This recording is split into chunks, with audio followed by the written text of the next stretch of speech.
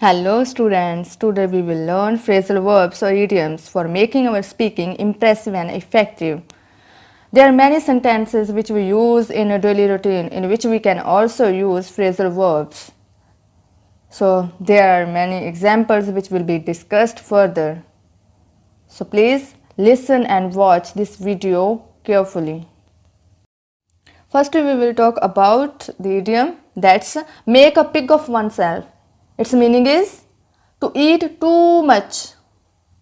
जब हम बहुत ज़्यादा खाना खा लेते हैं then this idiom is used. Example, I made a pig of myself. Here I have used myself कि मैंने खाना खाया. यदि हम ये कहें कि उसने खाना खाया ना तो हम क्या करेंगे himself और herself.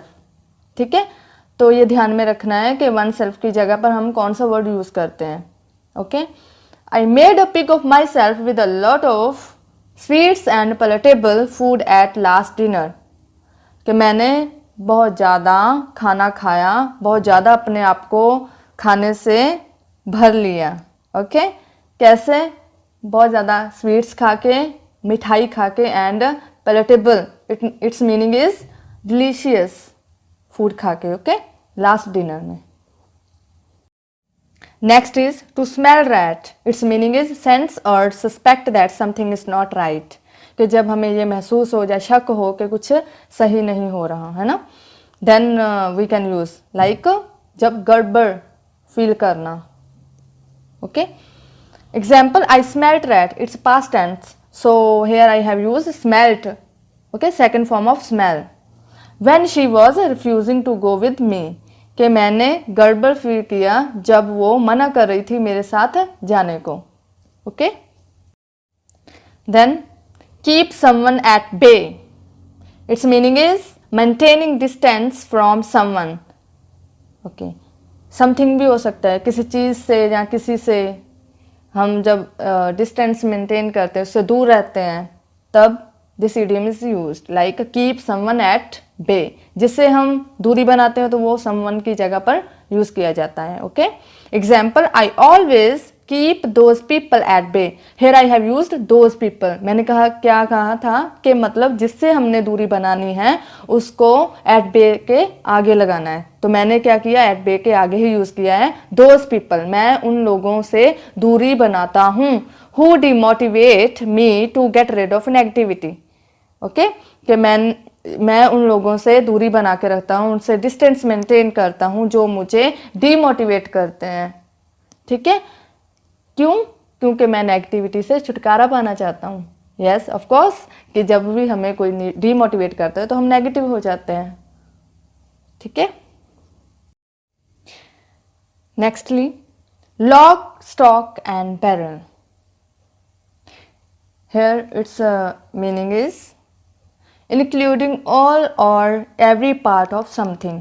जब हम कंप्लीटली किसी चीज़ को कंसीडर करते हैं then this idiom is used.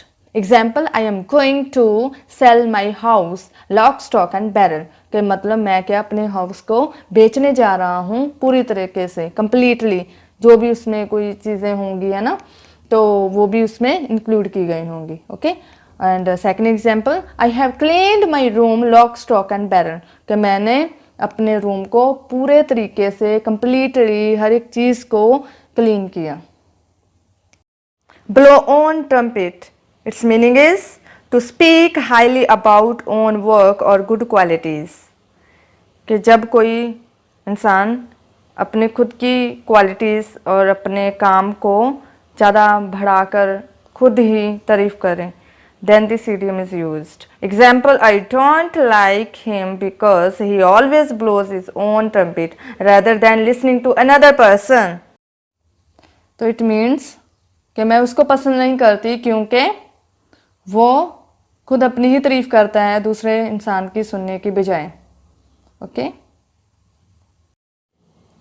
fall out is next phrasal verb. Its meaning is argue with someone and stop being friendly. ये भी एक कॉमन फ्रेजल वर्ब है विच we can use.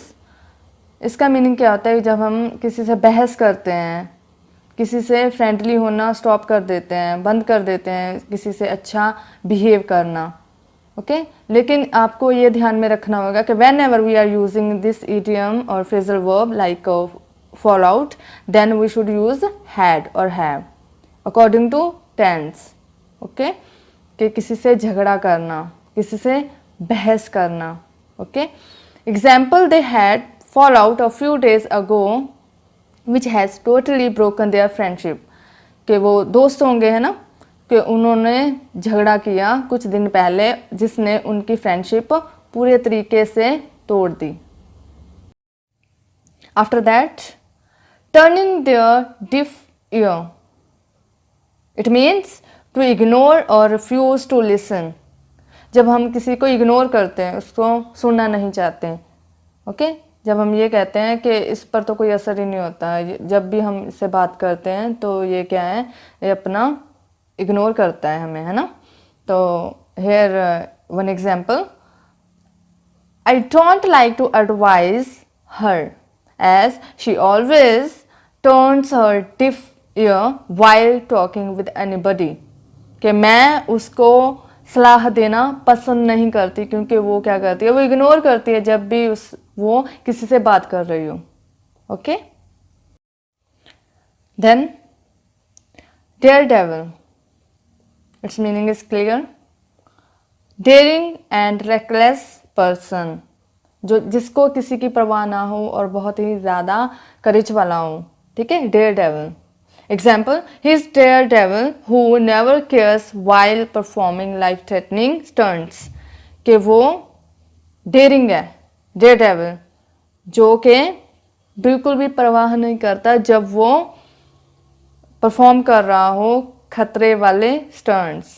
Okay get someone back up is next phrasal verb, meaning to become angry और cause to become angry, hostile और defensive और irritable. Okay hostile का meaning क्या होता है, अनफ्रेंडली, मीन्स अच्छा बिहेव ना करना, फ्रेंडली बिहेव ना करना। ओके तो हम दोबारा इसका मीनिंग करेंगे कि गेट समवन बैकअप का मीनिंग क्या होता है, कि जब हमें गुस्सा आता है, जब हम किसी को गुस्सा दिलाते हैं। ठीक है, example, when he started behaving rudely in a disrespectful manner with me then I got my backup. ठीक है, यहाँ पर भी हमें ध्यान रखना है कि समवन की जगह पर जिसे गुस्सा आता है तो वो वर्ड डाला जाएगा। ओके जैसे मैंने यहाँ पर क्या किया, माय। ओके जैसे हम किसी के बारे में बात करें कि उसने, है ना, गुस्सा किया, तो हम क्या करेंगे, his backup. Okay her backup. Okay तो यहाँ पर इसका मीनिंग क्या हुआ कि when he started behaving rudely in a disrespectful manner with me then I got my backup. तो जब उसने रूडली बिहेव किया मेरे से, मतलब जिसमें डिसरिस्पेक्टफुल का मीनिंग क्या होता है कि रिस्पेक्ट से बात ना करना, है ना, तब मैं बहुत गुस्सा हो गई। Okay good wine needs no bush, meaning no need to advertise or boast about something that is good as it's always discovered by people, कि जो अच्छी चीज़ हो, जिसमें क्वालिटी हो, उसको प्रमोट करने की या एडवर्टाइज करने की ज़रूरत नहीं पड़ती क्योंकि वो लोगों के द्वारा फाइंड आउट कर ली जाती है। Okay example, because of having talent Suman illustrates her smartness and dedication by performing actions rather than showing her qualities, कि क्या है कि जो सुमन है वो अपनी स्मार्टनेस मीन्स जो उसकी क्वालिटी है ना, और डेडिकेशन आत्मसमर्पण कैसे दिखाती है, एक्शंस परफॉर्म करके, काम करके, है ना, क्या करने की बजाय अपनी क्वालिटीज शो ऑफ करके। ठीक है ना, तो ये नेक्स्ट है कि so its rightly said that good wine needs no bush, कि ये सही कहा जाता है कि मतलब जो अच्छी चीज़ हो उसको अपने आप को एडवर्टाइज करने की ज़रूरत नहीं पड़ती, उसके एक्शन से ही उसको दिखा देते हैं लोगों के सामने अपनी क्वालिटीज़ को। Okay a dog in the मेंजर, meaning a person who selfishly keeps something that he और शी डजंट रियली नीड और want so that others may not use और एंजॉय इट, कि ऐसा इंसान जो सेल्फिशली मतलब अपने मतलब के लिए क्या करें कि किसी को भी चीज़ ना देना चाहता हूँ, ठीक है ना, भला ही उसके लिए वो चीज़ बेनिफिशियल ना हो, वेस्टेड हो, है ना, लेकिन फिर भी दूसरों को भी इंजॉय ना करने देता हूँ, दूसरों को वो चीज़ें देने से मना करता हूँ. Okay, then we can use a dog in the manger. Example, Rohit is treating as a dog in the manger because he is not allowing his brother to wear his old fashioned dress. कि मतलब वो कैसे react कर रहा है dog in the मेंजर, मतलब रोहित क्योंकि वो अपने ब्रदर को अलाउ नहीं कर रहा है कि वो उसकी ड्रेस यूज़ कर रहे हैं, मतलब जो ओल्ड फैशनड है वो उसके काम की नहीं होगी लेकिन फिर भी वो मना कर रहा है. Okay, close shave meaning a narrow escape from a situation और अवॉइडेंस ऑफ अ सिचुएशन, कि जब हम किसी सिचुएशन से बहुत ही नज़दीकी से बचे हो, मीन्स वो रिस्क भी हो सकता है, कोई डेंजर भी हो सकता है ना, मीन्स डेंजरस सिचुएशन से बचना, then we can use close shave. Okay, but we should keep in our mind like this phrasal verb is used by following two ways, like के सब्जेक्ट के बाद has a had we can use, okay, or you can use it was, it is. Here two examples have been given. I had close shave when I avoided serious accident. कि मैंने बहुत ही नज़दीकी से risk को face किया जब मैं उस सीरियस एक्सीडेंट से बचा. Next, it was close shave when tiger attacked him, कि ये एक बहुत ही डेंजरस सिचुएशन थी, बहुत ही नज़दीकी वाली, जब टाइगर ने उस पर हमला किया. Every cloud has a silver lining, meaning every bad situation holds the possibility of something good. इसका मीनिंग क्या हुआ कि जो भी चीज़ कोई बुरी हो उसके पीछे क्या है, कुछ ना कुछ अच्छाई या अच्छा होना कुछ छुपा होता है. Okay, although nobody spotted me when I was in tight corner. Tight corner is also phrasal verb.Its meaning is in problem. In tight corner means when we are in problem. Okay, but that difficult condition has made me self-dependent. So it has proven the fact that every cloud has a silver lining. First sentence का meaning क्या हुआ कि भला ही किसी ने मुझे support नहीं किया, मुझे असिस्ट नहीं किया, ठीक है ना, जब मैं प्रॉब्लम में थी, लेकिन उस बैड कंडीशन ने मुझे सेल्फ डिपेंडेंट बना दिया, ठीक है, आत्मनिर्भर बना दिया, ठीक है, जो कि ये प्रूव करता है कि every cloud has a silver lining. देखो डिफ़िकल्ट सिचुएशन थी, वो एक बैड सिचुएशन थी for her. Okay, at that time she was in problem, ठीक है, उसको किसी ने सपोर्ट नहीं किया तो वो एक बैड सिचुएशन बन गई, लेकिन उससे पीछे एक अच्छा कुछ होना पॉसिबल था, तो वो क्या था कि वो एक सेल्फ डिपेंडेंट बन गई. तो इस तरीके से हम ये सेंटेंस में यूज़ कर सकते हैं. Every cloud has a silver lining. White elephant meaning possession that is useless, कि हमारे पास कोई चीज़ ऐसी होनी जो यूज़लेस हो, जिसकी हमें रिक्वायरमेंट ना हो, लेकिन या तो हम उसे ऐसे ही रखे पड़े हों जो एक्सपेंसिव हो, और जहाँ हम उस पर खर्चा कर रहे हों unusually. Okay, example, his car is white elephant for him as it consumes unusual maintenance after a few days, कि उसकी जो कार है वो वाइट एलिफेंट है उसके लिए, क्योंकि वो मेंटेनेंस कॉस्ट कंज्यूम करती है थोड़े ही दिनों के बाद. ओके, इसका मीनिंग क्या हो कि वो एक्सपेंसिव भी होगी, जहाँ वो ऐसे ही मतलब एक्स्ट्रा खर्चा करवाती हो उससे, तो वो क्या हुई कि वाइट एलिफेंट ही हुआ उसके लिए. Last, back bytes.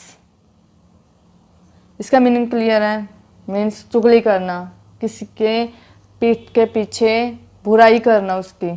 Okay, meaning to say unpleasant and unkind things about someone who is not there.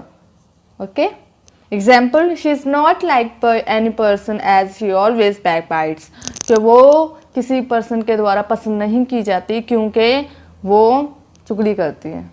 Okay, these are very common phrasal verbs which we can use on daily basis.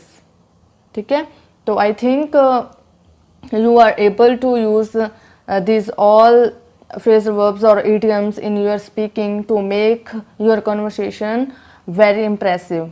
So try to use, okay.